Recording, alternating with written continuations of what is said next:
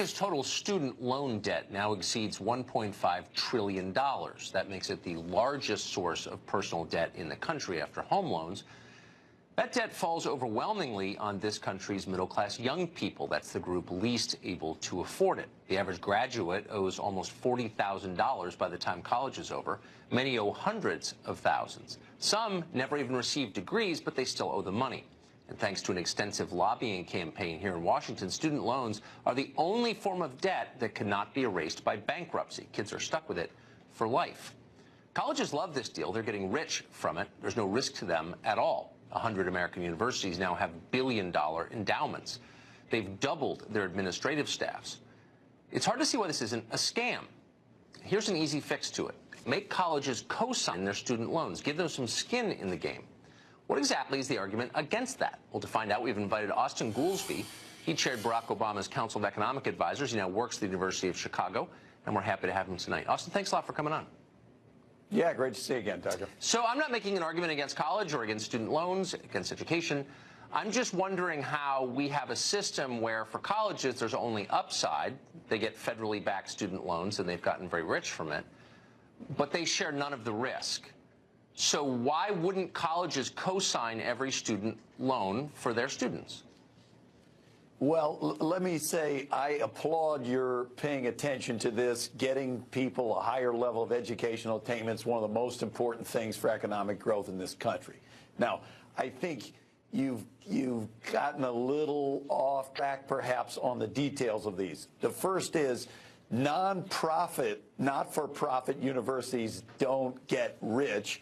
For-profit educational institutions have become a way disproportionate share of the student loan defaults and are absolutely one of the biggest problems that's going here. But that's different from the big endowment wait, but hold on, schools. but haven't gotten rich. You work at a university that has an $8.2 billion endowment, whose president makes almost $2 million a year. You've gotten rich from it. Drive to the University of Chicago. It's in one of the poorest neighborhoods in the country. 40% of the people in your neighborhood are below the poverty line. So you're rich from it. It's federally backed. Students have to live with that debt for the rest of their lives till they pay it off, but you are not on the hook for it. So why wouldn't you co-sign the loan? It's super simple. Okay.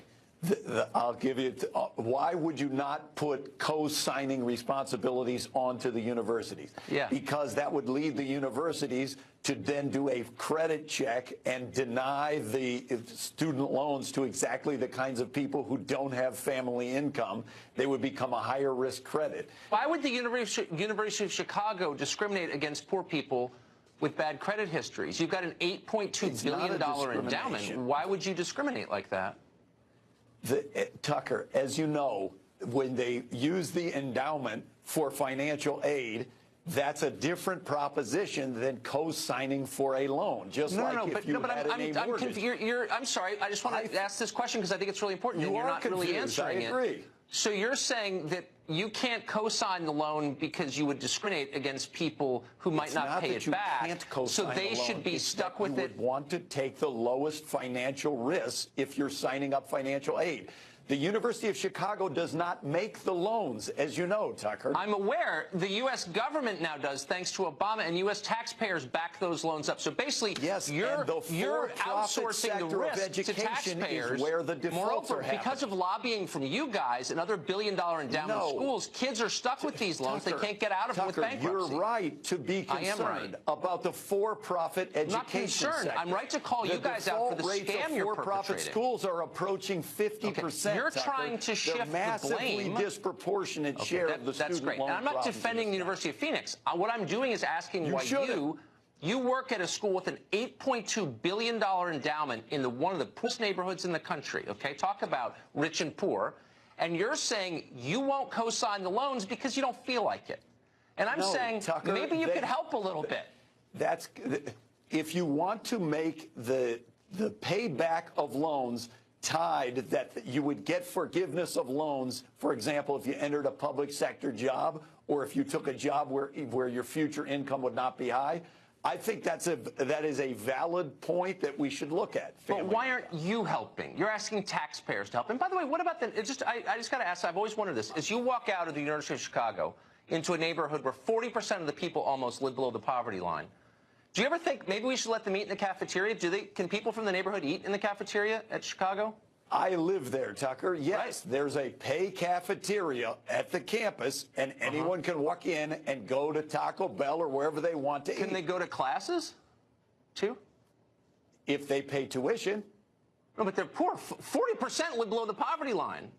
Right next to your school with the $8 billion endowment. I live in the neighborhood, Tucker. You went to an elite college. You went to elite schools. I'm just asking, what are you doing to help? What is like the neighborhood? It is open to the public. You have to so they can go to your admitted to classes. The poor people can go to your classes at Chicago? They can just walk in and go? If they are enrolled as students, they can go to my class. If they pay just like at every other $77,000 school a year in the country.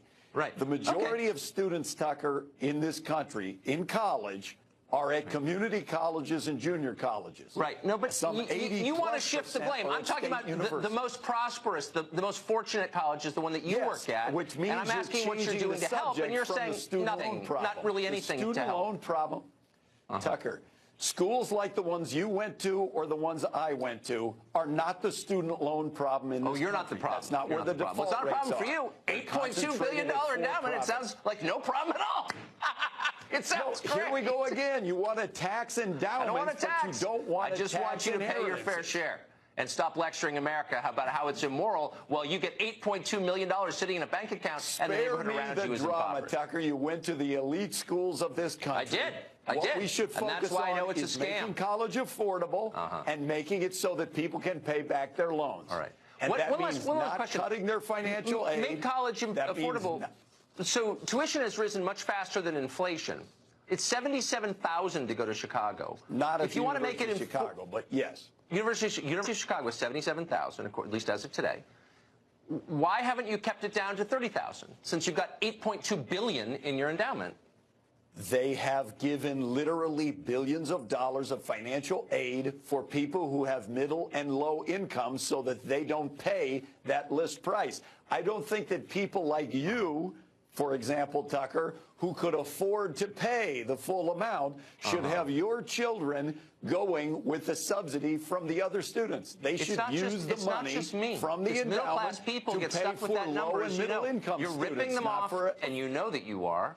And I hope at least there's some effort to make the problem that you created a little better. That's all I'm asking. The statistics. If you get a college degree, you make $25,000 a year more every year for the rest of your life on average. That's true in some places. 40% of flight attendants have college degrees. That is on average in America. 40% of flight attendants have college degrees. The median wage is $50,000 a year. Tell me that's a good deal for them. It's not. It's a ripoff.